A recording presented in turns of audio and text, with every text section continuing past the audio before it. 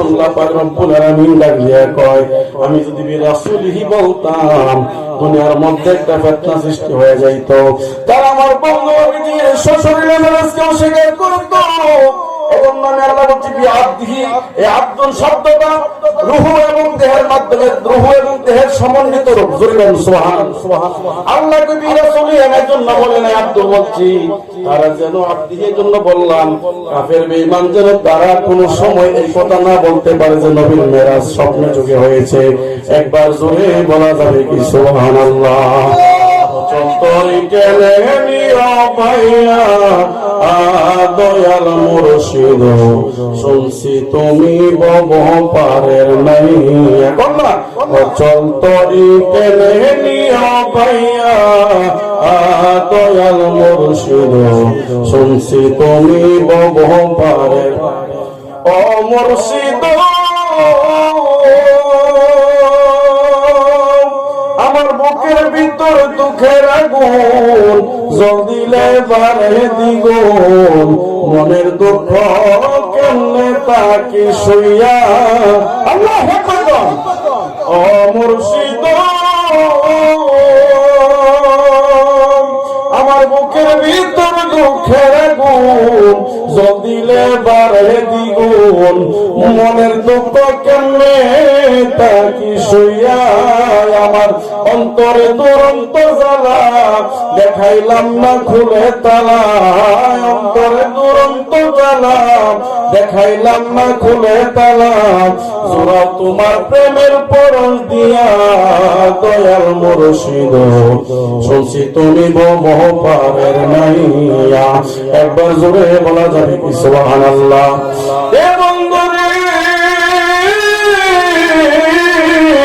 আল্লাহ পাক রব্বুল আলামিন ডাক দিয়া কয়, ও দুনিয়ার মানুষ তোমরা শোনো, কাফের বেঈমান যেন সুযোগ না পায়। এজন্য আমি আল্লাহ প্রমাণ করে দিয়েছি, রাসূলি না বলে আমি আল্লাহ বলেছি বিআবদিহি। এরপরে আল্লাহ বলেন লাইলাম মিনাল মাসজিদিল হারামি ইলাল মাসজিদিল আকসা। একবার জোরে বলা যাবে কি আল্লাহু আকবার। গভীর মনোযোগ। আল্লাহ তাআলা কেন বলেন, আল্লাহ তাআলা কয় লাইলাম মিনাল মাসজিদিল হারামি ইলাল মাসজিদিল আকসা। হুজুর আপনারা আওয়াজ করেন যে মানুষগুলা আপনাদের আলেম সমাজ আলোচনা করে আল্লাহর হাবিব নাকি এই জমিন থেকে প্রথম আসমান, দ্বিতীয় আসমান, তৃতীয় আসমান, চতুর্থ আসমান, পঞ্চম আসমান, ষষ্ঠ আসমান, সপ্তম আসমান ভ্রমণ করেছে। সুবহানাল্লাহ। এরপরে আশিয়াতুল্লাহ মাকান ভ্রমণ করেছে। আল্লাহ পাক রব্বুল আলামিন কেন পবিত্র কোরআনুল কারীমের মধ্যে এই মসজিদে হারাম থেকে মসজিদে আকসা বলেছে, ওই দলিলগুলা কোথায়? এজন্য বাজার গভীর মনোযোগ কে নতুন আলোচনা শুনে যান। আল্লাহ তাআলা বলেন, বন্ধু নবীজি, ইয়া রাসূলুল্লাহ নবীজি, ও মায়ের নবী, আমি আল্লাহ পাক রব্বুল আলামিন এই জন্য বলেছি এই মসজিদে হারাম থেকে মসজিদে আকসা কোথায় জন্য বলেছি, কারণ কাফের বেঈমানেরা আবুজাহেল থেকে শুরু করে তারা মসজিদে আকসাটারে ভালো করে চিনতো। এই মসজিদে আকসার মধ্যে কয়টা জানালা আছে, কয়টা দরজা আছে, কয়টা গেট আছে তারা জানতো। একবার জোরে বলা যাবে কি সুবহানাল্লাহ। গভীর মনোযোগ। আল্লাহ তাআলা বলেন, বন্ধু টেনশন করার কোনো কারণ নেই, টেনশন করার কোনো কারণ নেই। আমি আল্লাহ যে কি খেলা দেখাচ্ছি একটু দেখেন। সুবহানাল্লাহ। আল্লাহ কয় আমি জানি, যদি আপনি কোন আমি আল্লাহ যদি নাযিল করে আপনাকে আরশে আজিম লা মাকান সবগুলা ভ্রমণ করাইছি, কাফের বেঈমান বিশ্বাস করবে না। এজন্য তারা যেহেতু মসজিদে আকসারে ভালো করে চিনে, আমি আল্লাহ পাক রব্বুল আলামিন মসজিদে হারাম থেকে মসজিদে আকসার কথা উল্লেখ করে দিয়েছি। একবার জোরে বলা যাবে কি সুবহানাল্লাহ। আল্লাহু আকবার। ওর নবীর প্রেমিকেরা দিশে হারাম নির্ভয় করে না, প্রেম তো মরে না, ঠিক না। এ বন্ধু এই মেরাজটা তো প্রেমের বিষয় কথা বলেন, ঠিক কিনা? কাফের বেঈমানের মাথার মধ্যে ধরে না, কেমনে সম্ভব হইল? কেমন সম্ভব হইল? এই যুবক ভাইয়ের আমার পর্দাশীল মা বোনেরা গভীর মনোযোগ দিয়া শোনেন। আল্লাহ কয় বন্ধু আমি জানি তারা অবাক হয়ে যাবে, কারণ মসজিদে হারাম থেকে মসজিদে আকসার মধ্যে আসা যাওয়া করতে 2 মাসের রাস্তা। কয় মাসের রাস্তা? আল্লাহ হাবিব কয় নবীজি প্রতিদিন আবু জাহেলকে নতুন নতুন করে শোনাইতো কালিমার দাওয়াত দেওয়ার জন্য, ইসলামের দাওয়াত দেওয়ার জন্য। নবীজি যখন মেরাজ থেকে আসছে আবু জাহেলের সাথে দেখা হয়েছে।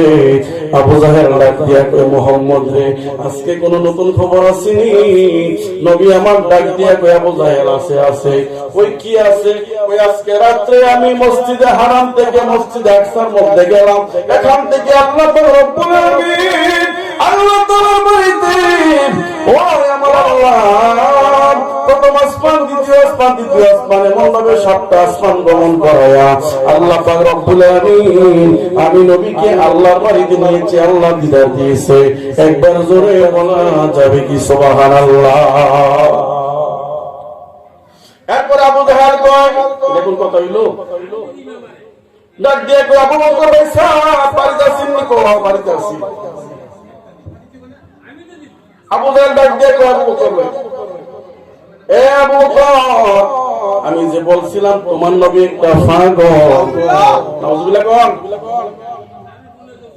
আজকে প্রমাণ হবে তোমার নবী একজন পাগল। নাউজুবিল্লাহ। আবু বকর ডাক দিয়ে কয়, এ আবু জাহেল কেন তুমি নবীকে পাগল বলেছ? আবু জাহেল ডাক দিয়ে কয়, আবু বকর তোমার নবী নাকি মেরাজ করেছে, মসজিদে হারাম থেকে মসজিদে আকসা পর্যন্ত নাকি গিয়েছে, ওইখান থেকে 7 আসমান লামা কান পাড়ি দিয়েছে। এটা কোনো কথা হইল নি? এ আবু বকর তুমি বলো তো এই মসজিদে আকসা থেকে মসজিদে হারাম থেকে মসজিদে আকসার কয় মাসের রাস্তা? সুবহানাল্লাহ। 2 মাসের রাস্তা। কোন পরিণত মধ্যে আছে 1 মাসের। ওই যুগে ওই সময় রকেট বিমান ছিল না, কোথায় ছিল বাজান? গোড়া ছিল, উট ছিল, উট বাহন, তারা বাহন হিসেবে উটকে ব্যবহার করত। এরপরে আবু বকর কয়, ইয়া রাসূলুল্লাহ নবী গো, আমিও তো রাত্রে বেলা আসার পরে গিয়ে দেখি আপনি ঘরের মধ্যে নাই। সুবহানাল্লাহ কোন না? আবু বকর ডাক দিয়া কয়, আমার নবী যদি এই কথা বলে থাকে, আমার নবী যদি এই কথা বলে থাকে, সাদাকতা ইয়া রাসূলুল্লাহ, ওগো মায়ার নবীজি আপনি যদি মেরাজের কথা যে বর্ণনা করছেন আপনি নবী সত্য বলছেন। কারণ আমি জানি আমার নবী রাহমাতুল লিল আলামিন, আমার নবী কোনদিন মিথ্যা কথা বলতে পারে না। আল্লাহু আকবার। কবির মনোযোগ। এবার আবু জাহেলের সঙ্গে অনেক প্রশ্ন করেছেন, যদি আপনি ওইখানে যায় দেখেন তো আমাদের উটগুলা কেমন, উটগুলা কি খাইতেছে কি করতেছে সবগুলোর বর্ণনা আমার নবী দিয়েছে।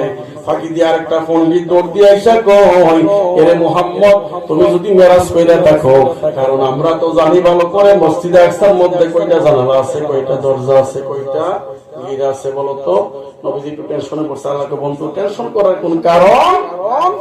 আল্লাহ ডাক দিয়া কয়, জিবরাইল ও জিবরাইল, এ জিবরাইল তাড়াতাড়ি যাও আমার বন্ধু নবীর সামনে এই মসজিদে আকসাটারে আমার নবীর হাতের তালুর মধ্যে দিয়া দাও। জোরে কোন সুবহানাল্লাহ।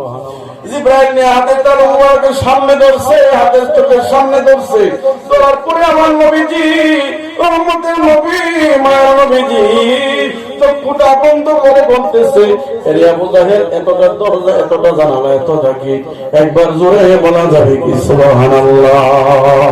আরো জোরে বলনা ইয়া রাসূলুল্লাহ। নবী আমার আশিকেরি দেওয়ানা তোমরা জানো না, নবী আমার ইশকেরি দেওয়ানা, নবী আমার ইশকেরি দেওয়ানা তোমরা জানো না, নবী আমার উম্মতের দেওয়ানা, নবী আমার ইশকেরি দেওয়ানা জানো না, নবী আমার আর শরীয়তের সরাসরি, শরীয়তের সরাসরি